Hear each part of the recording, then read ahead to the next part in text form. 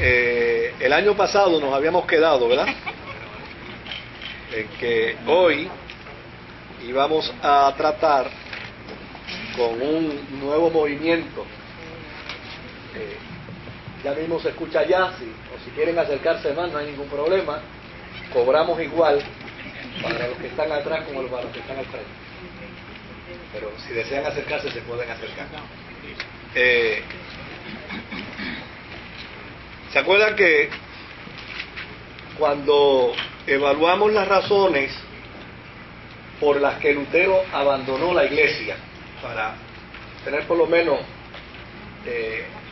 algo de lo que nos podamos agarrar y manejar?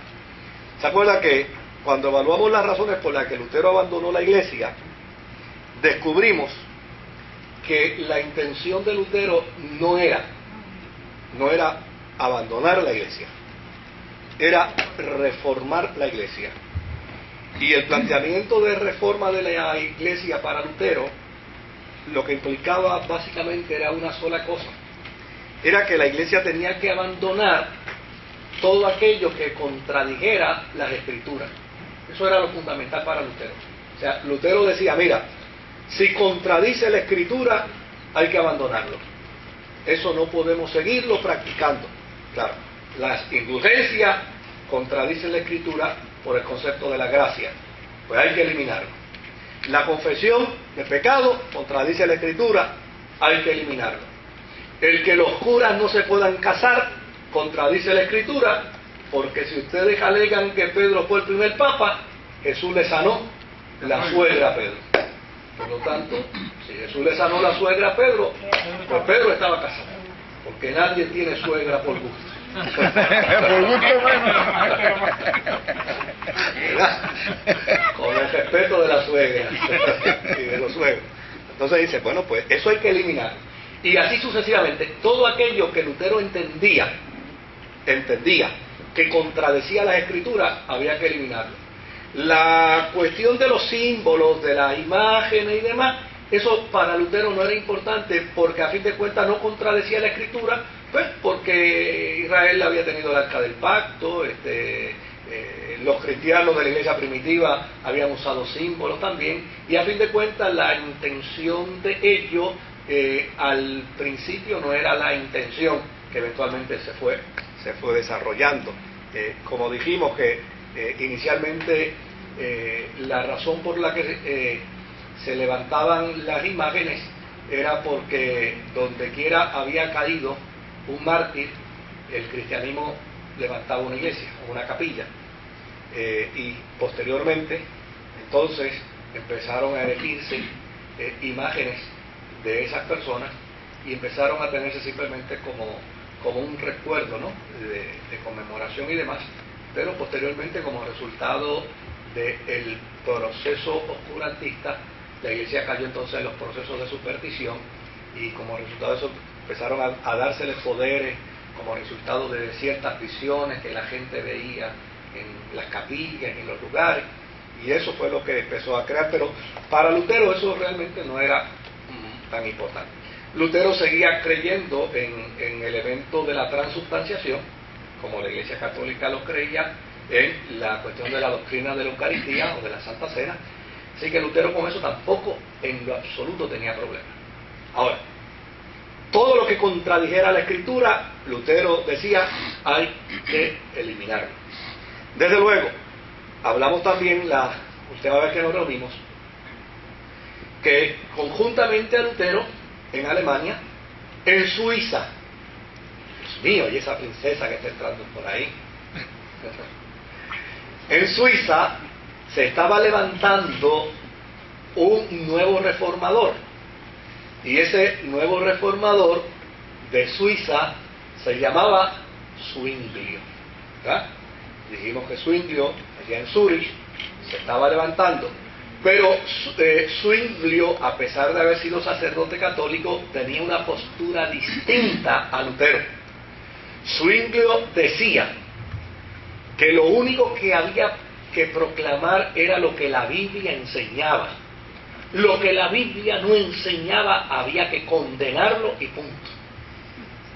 O sea, si la Biblia no lo enseña, no hay por qué practicarlo.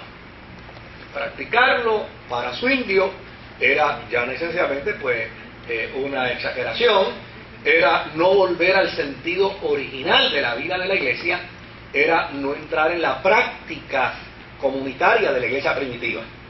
Entonces, fíjese que son dos movimientos de reforma que se dan simultáneamente, ambos en el siglo XVI. Son dos reformadores, ambos que salen de la iglesia católica, pero desde luego tienen una divergencia en términos de posición, como por ejemplo la cuestión de la Eucaristía. Zwinglio decía, Lutero decía, que en la cena se daba un fenómeno milagroso, que era el fenómeno de la transubstanciación. Es decir, usted se comía el pan, pero ese pan se convertía en el cuerpo de Cristo. Usted se bebía la copa, pero ese vino se convertía en la sangre de Cristo. Para Zwinglio el asunto estaba resuelto de una manera totalmente distinta. Para Zwinglio decía, el pan es pan y el vino es vino, y se acabó. Esto es simple y llanamente una experiencia simbólica que se da en la vida de los cristianos y no hay que añadirle esa mística que tú le estás añadiendo. Y desde luego eso trajo unas divergencias tanto en Lutero como en Zwinglio, que a pesar de que ambos eran reformadores, a pesar de que ambos estaban en contraposición con las posturas de la Iglesia Católica, desde luego la diferencia estaba en que uno postulaba que lo que la Iglesia Católica tenía que eliminar era lo que la Biblia condenaba, y otro decía que lo que la Iglesia Católica tenía que eliminar era todo aquello que la Biblia no enseñaba. Entonces, desde luego, uno va más allá en términos de exigencia y en términos de requerimiento. Pero hay algo que simultáneamente ambos hicieron y ninguno de ellos se ocupó. Y es que ambos seguían vinculados al Estado. Por un lado, la Iglesia Católica seguía vinculada a Carlos V, en ese momento, ¿no?, al emperador. La Iglesia Católica seguía teniendo hegemonía y autoridad dentro de los estados europeos que la avalaron y la apoyaron, y a la misma vez la Iglesia luterana empezó a gozar del apoyo de los jefes de Estado dentro del Estado alemán. Y por el otro lado, Zwinglio y su doctrina empezó a tener apoyo dentro del Estado del jefe de Suiza. Y esto empezó a convertirse en un problema y creó un tercer movimiento de reforma sobre reforma. Mire qué interesante la diversidad de opiniones, ¿verdad? Como va escollando planteamientos distintos. En el caso de Lutero, pues obviamente los alemanes apoyaron el luteranismo.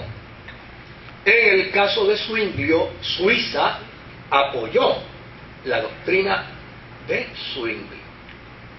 Entonces había una interrelación entre los católicos con los jefes de Estado católicos.